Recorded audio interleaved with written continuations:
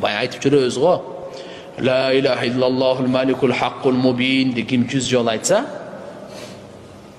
Алла субханаху ва таала бу дүниедегі жакырчылыктын коркунчунан амандык берет экен. Экинчи, кабырдын коркунучунан амандык берет экен.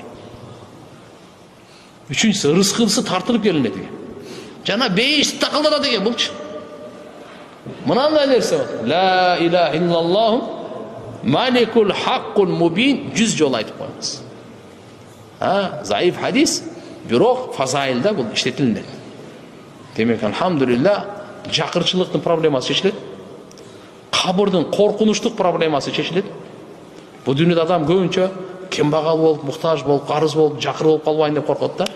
Мына калима, ушу зикирдин берекеси менен маселе чечилет. Экирде кабырдын вахшат деп коет, коркунучтугунан чечилет.